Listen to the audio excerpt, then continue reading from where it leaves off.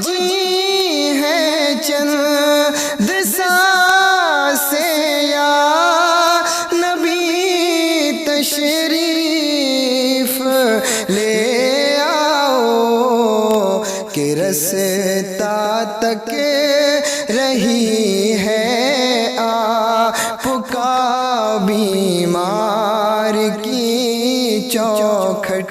अगर घंटों के लिए माँ की नजर से बेटा ओझल हो जाए तो माँ बेकरार हो जाती है। उस माँ की हिम्मत को सलाम न करूं जिसने महीने महीने के लिए बेटा कुरान के लिए छोड़ दिया हो। उस बाप की हिम्मत को सलाम न करूं जिसने खुद तो मजदूरी की और कहा बेटे तुझे कुरान का कारी बनना है। और यार वो बाप सलाम के लायक है जो लोगों की गालियां खाता रहा लेकिन बेटे से मजदूरी नहीं कराई, लोगों के ताने बर्दाश्त करता रहा लेकिन बेटे से मजदूरी नहीं कराई। वो चाहता तो इस बेटे को खड़ा करके कहता बेटे हड्डियां कमजोर हो गई हैं, अब तेरी कमाने की उम्र है, लेकिन नहीं, उस बाप को सलाम करता हूं जिसने बेटे को घर से रुखसत किया तो माँ भी पीछे आ गई है। बहन ने भाई के गले में हाथ डाला, कहा भाई आज के बाद ये शफकत मुबारक हो। जब माँ छोड़ने के लिए आती है तो दस्ते शफकत माँ का औलाद के सर पे होता है, आंखें आंसुओं में डूबी होती हैं। मैं पूछना चाहता हूँ कि इस माँ को बेटे से प्यार नहीं है जो बेटे को परदेश भेज रही है? इस बाप को बेटा प्यारा नहीं है जो इदारे के लिए भेज रहा है? और दूसरी बात यह है साहिब,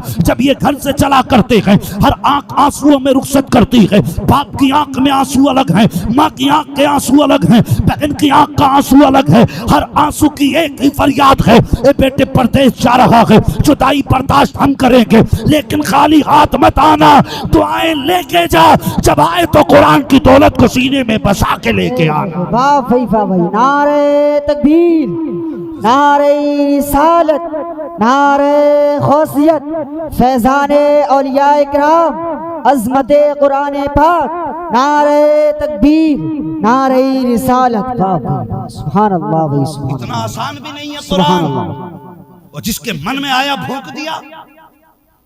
और इन अमीरों को अल्लाह खैर करे, ये इदारे चलाने वाले, अपना पेट काट के बच्चों को खिलाने वाले, अगर किसी अमीर को फोन करके कहते हैं आपकी रसीद थी 10,000 की, तो कहता मौलाना दुकान पे आ जाइए, हिसाब लगा के बताऊंगा। तेरी इतनी औकात तू इनसे कहे?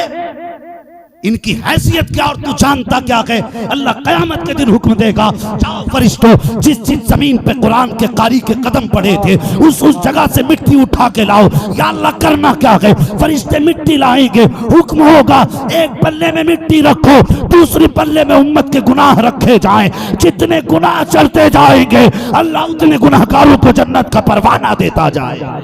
वाह भाई वाह वाह वाह वाह वाह, ने समझ के रखा है दुकान पे आ जाना, तेरी इतनी औकात तो इनको दुकान पे बुलाए। खुदा की कसम ये वो शान वाले हैं, अगर ये आंसू बहा दें तो फिर देर नहीं होती है, करम शहर मदीने से होने लग जाता है। हमने तो इतना ही जाना ना, हमारा बेटा है, हमारा पोता है, ये जो हाफिज जी बैठे हमारे चचा हैं, ये हमारे भाई हैं, हमने सिर्फ इस पहलू से इन्हें देखा। पूछिए इन उलमा से, ही बताएंगे जितने सीनों को कुरान की हिफाजत के लिए चुनना था अल्लाह ने आलम अरवाह ही में चुन लिया था। सीने पहले ही सेलेक्ट कर लिए गए थे। और मुझे बताइए जो इनको बुरा कहते हैं, इस जमात को जो गलत कहते हैं, सिर्फ एक सवाल है, वो उस बदबख्त ने कुछ आयतें निकाल के एक किताब तश्कील दे के कहा कि असल कुरान ये है। अल्लाह ना करे अगर तुम्हारे हाथ वो कुरान आ जाए तो तुम कैसे पता लगाओगे, कैसे पता लगाओगे कि इसमें आयतें कहां कहां से निकाली गई है? यकीनन तुम्हें कुरान के कारी के पास जाना पड़ेगा, हाफिज के पास जाना पड़ेगा कि बताइए इसमें कहां कहां की आयतें जो नहीं है।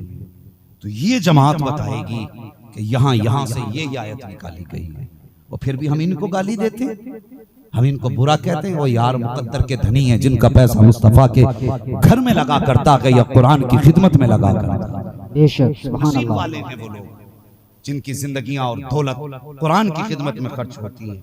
अल्लाह अकबर, ये जमात है आज हजारों साल नरगिस अपनी बेनूरी पे रोती है, बड़ी मुश्किल से होता है चमन में दीदावर पैदा। कितने जमाने का ख्वाब होगा माँ का, कितने देरीना आरज़ुएं माँ बाप की रही होंगी जो आज अल्लाह ने अपने करम से पूरी की है। बेशक। और ये फख्र की बात नहीं, अल्लाह क़यामत में इनके बाप के और माँ के सर पे ताज रखे, और ऐसा ताज कि जिसकी रोशनी सूरज से ज्यादा तेज हो। और यार वहां तो साया मिल जाए अर्श का बड़ी बात है। वो नसीब वाले नहीं है जिनको सवारी भी मिलेगी, ताज भी दिया जाएगा। कितने नसीब वाले हैं। और फिर वो जब ताज लगा के चलेंगे तो कोई कहेगा ये कौन है जिसका चेहरा इतना नूरानी है? कोई नबी है? आवाज आएगी नहीं, ना ये नबी है ना ये वली है। कहा फिर कौन है? कहा आखिरी पैगंबर की उम्मत के एक हाफिज के माँ बाप आ रहे हैं। बेशक बेशक। इतनी शान है इनकी, अल्लाह अकबर। ये अजमतों वाले लोग हैं। अल्लाह तौफीक देना तो बच्चों को कुरान का कारी जरूर बनाना, कुरान का कारी जरूर बनाना, अपने बच्चों को हाफिज जरूर बनाना और दीन से जोड़ो। आज नस्ल कहाँ जा रही है हमारी? किधर हमारी नस्ल किधर चल रही है? बच्चे को देखो, होश संभालता तो बाय बाय पहले सीख रहा है, गुड बाय पहले कह रहा है, अस्सलाम वालेकुम याद ही नहीं है उसे 6-7 सलाम याद होगी, दिन के अलग, रात के अलग, सुबह के अलग, शाम के अलग, दोपहर के अलग, आधी रात के अलग, उसे सारे सलाम याद है। इस्लाम का सिंपल सा सलाम याद नहीं हमारे बच्चे को। हमने ना इसे तरक्की समझा, इसे हमने जाना कि ये बड़ी तरक्की की बात है जिसे 6 सलाम याद हो जाए ना। हमने सही बात ये कि हमने अपने सलाम को नहीं समझा। अपने सलाम की बरकतें देखिए, अल्लाह अकबर, उसे समझिए और बच्चों को दीन के करीब कीजिए। एक बात कहूँ, हमारे बच्चे पता कुरान और दीन को अहमियत क्यों नहीं देते? क्योंकि माँ बाप, बच्चों के माँ बाप, सुन रहे हैं ना मेरी बात? बच्चों के माँ बाप 18 घंटे इंग्लिश मीडियम के लिए बच्चे के देते और सिर्फ 35 मिनट कुरान के लिए देते। ये भी उन माँ बाप की बात कर रहा हूं जिन्हें कुरान से थोड़ा बहुत प्यार है, वरना कितने तो ऐसे ना, क्या करेगा पढ़ के ऐसे। जब से बच्चे ने होश संभाला कुत्ता बिल्ली करते करते बुढ़ापा आ गया। सोचे जरा, हमने बच्चे को 25 मिनट कुरान के लिए दिए, 18 घंटे इंग्लिश मीडियम के लिए 25 मिनट कुरान के लिए। क्या बच्चे की समझ में ये बात नहीं आएगी कि जिसके लिए माँ बाप ने सिर्फ 25 मिनट दिए वो ज्यादा अहम है, या जिसके लिए 18 घंटे दिए गए वो ज्यादा अहम है? बताइए। बच्चा तो यही समझेगा ना जिसको 18 घंटे दिए जा रहे हैं ये ज्यादा अहम है। ये मुसलमान नौकरी के चक्कर में मर गया। तुम नौकरी करने नहीं आए थे, तुम हुकूमत करने आए थे। हमारा पेशा तिजारत था, लेकिन जब से हमने नौकरी के लालच पाले ना कि बेटी नौकरी करेगी, कितनी बेटियों की इज्जतें लुटाई हमने आज तक। होश है? दुनिया चीख पड़ी, साबिया सैफी को कत्ल किया गया। मैं कहता हूं ये दिन आया क्यों? इस्लाम के कवानीन को बकवास समझा हमने, फजूल समझा हमने, मौलवी की पुरानी सोच का नतीजा कहा। इसलिए हमारी बेटियां बेआबरू होकर के मारी गई। खुदारा बेटियों की कमाई ना खाओ, इन्हें घर में रखो, खुद कमाने के लिए निकलो। हमारा असल हमारा काम था वो तिजारत था, तिजारत की तरफ बढ़ो। इंग्लिश मीडियम मैं मानता हूं तरक्की का दौर है, बढ़िए आगे बढ़िए, लेकिन कम से कम घरों की इज्जत की हिफाजत करो। तालीम औरतों की जरूरी तो है, मगर खातून खाना हो वो सबा की परी ना हो। बच्चों को पढ़ाइए जरूर, लेकिन खुदारा उन्हें इस्लाम की भी तालीम दीजिए, मुस्तफा के दीन की तालीम उन्हें दीजिए। मुझे बता तो सही, अगर आज बाप का दम निकलने आए तो बेटा हाथ बांध के खड़ा के क्या किया जाए? क्या किया जाए? बाप की सांसें थम रही हैं, बाप रो के बेटे को तरफ देखता है। जाओ कभी हॉस्पिटल जाके देख लिया करो, उधर आईसीयू में बंदा भर्ती होता है, दूसरा 1 किलो सेब लेके आया, तीसरा केले लेके आया, चौथा चीकू लेकर के आया, कोई जूस लेकर के आया। मुझे बता, जिसकी सांसें मशीनों से चल रही हैं वो ये तेरे जूस का मोहताज है, तेरे फलों का मोहताज है। वो यार कुछ बोल नहीं सकता है, लेकिन उसकी आंखों को झांक के देखना, उसकी आंखों से आंसू चलते होते हैं। वजह ये नहीं है कि वो तुम्हारे चेहरे देख के रो रहा है,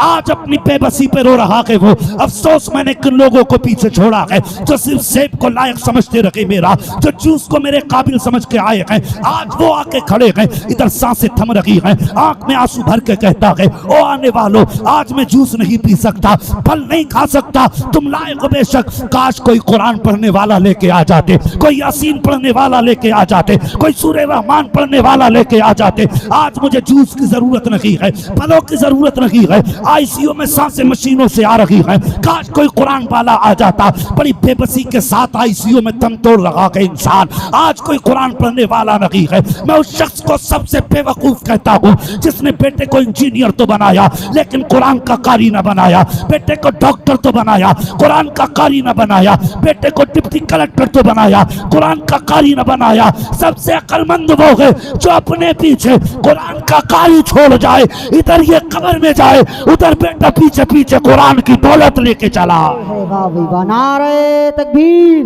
नारे रिसालत, नारे गौसियत, फैज़ाने औलिया इकराम, अज़मते कुरान पाक, नारे तकबीर, नारे रिसालत। वाह भाई वाह, बहुत अच्छा भाई, बहुत अच्छा। सुभान अल्लाह, सुभान अल्लाह, वाह भाई।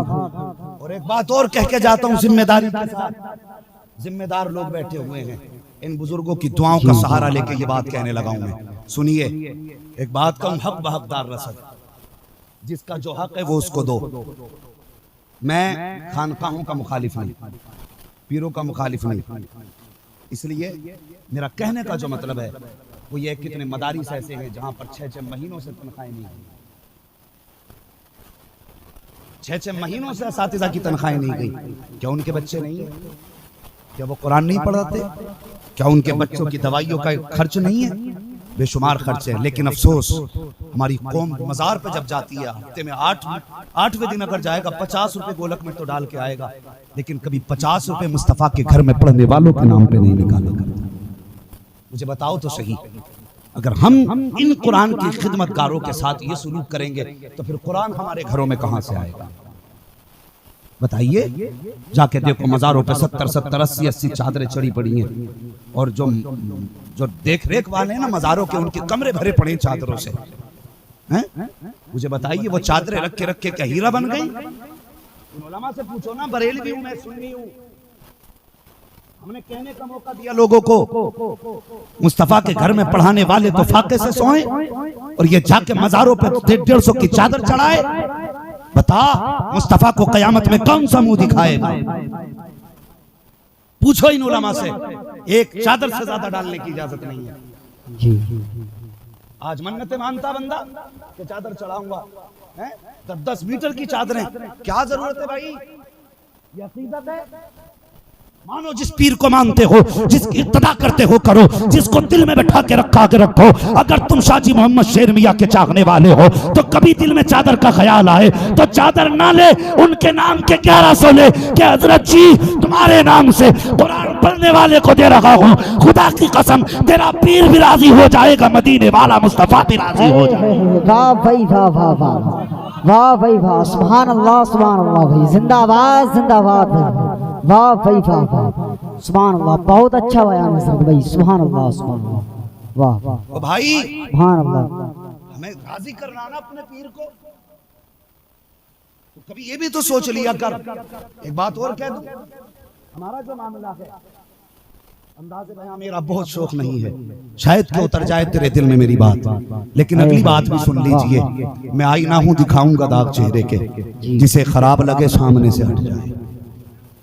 बात कड़वी है लेकिन सच्ची है। मैंने दुखती रख पे हाथ रखा, शायद कोई मेरे उठने के बाद कहे इस मौलवी को मत बुलाना, जी जी बेशक, शायद कोई कह दे कि इस मौलवी को मत बुलाना, लेकिन याद रखिए, पाए मुरा लंग ने इस मुल्क के खुदा तंग ने। वाह बेशक, अल्लाह की जमीन छोटी नहीं है, वो जहां चाहेगा वहां ड्यूटी लगा देगा। मगर सुने मेरी बात, मैयतें होती है ना हमारे इलाके में, लोग तो मरते होंगे ना, तो डर के क्यों कह रहे हैं जी? मरते हैं नहीं मरते? जी जी हाँ, मौतें होती हैं, मगर एक अजीब मसला है हमारे जमात में। इधर मैं कई जगहों पे मैंने देखा, दफन में जाना होता ना तो दुआ नहीं हो पाती, लोग भागना शुरू कर देते हैं, खास करके मैयत के करीबी लोग। किधर जा रहा है भाई? कि नहीं, वो पलटे देखने नहीं जाते। क्यों? कि मेहमान बहुत है ना, और उन्हें खाना खिलवाना। ऐसा लगता है आज मैयत में दफन असल नहीं है, ये बिरयानी असल हो गई। पहले लोग जीने के लिए सोचा करते थे, आज मरने के लिए सोचते। पहले लोग सोचते थे जीना कैसे है ऐसे दौर में, आज लोग कहते हैं मरना कैसे है। हाँ, बंदा हॉस्पिटल में हो, सांसें अगर अटकने लग जाए ना तो उसे ख्याल ये नहीं आता मैं मरने वाला हूँ, ख्याल आता मेरे बाद मेरे बच्चों का क्या होगा। सुने मेरी बात, बंदा सोचता मेरे बाद मेरे बच्चों का क्या होगा।